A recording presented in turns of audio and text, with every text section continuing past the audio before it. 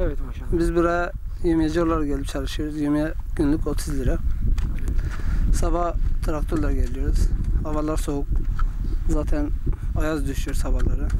6-7 civarı işbaşı yapıyoruz. Ta akşam ezanına kadar çalışıyoruz. Kaç para yemeği alıyorsunuz? 30 lira. Peki tehlikeli yolculukla geliyorsunuz buraya. Korkmuyor Evet. musunuz? Elbette ki korkuyoruz. Evet. Zaten yollar hepsi çamurdur şimdi. Asfalt bile çamurdur. Pancar traktörleri gidip geldiği için hepsi çamurdur. Yollar kaygandır. Endişemiz, korkumuz var. Ama yapacak bir şey yok yani. Geçimimiz için mecburen gelip çalışıyoruz. Bizim aile biraz kalabalık. 17-18 kişiyiz.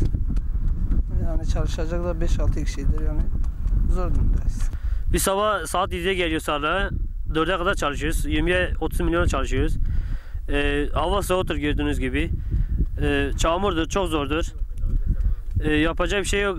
Biz gelirimiz için mecburen yapacağız. Bir maddi durumumuz yok. Aile bir de aile kalabalıktır.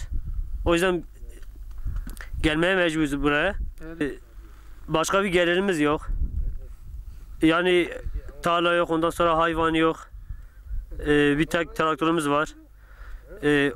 Onu da satarsak zaten başka bir şeyimiz yok, bir paramız yok. Herhangi bir hayvanımız yok.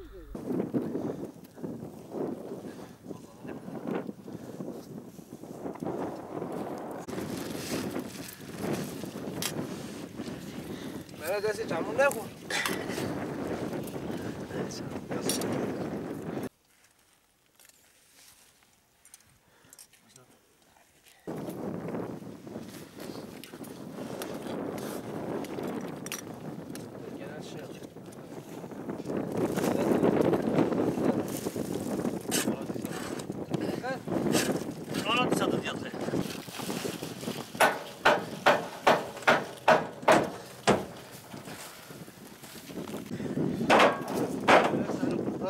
Evet.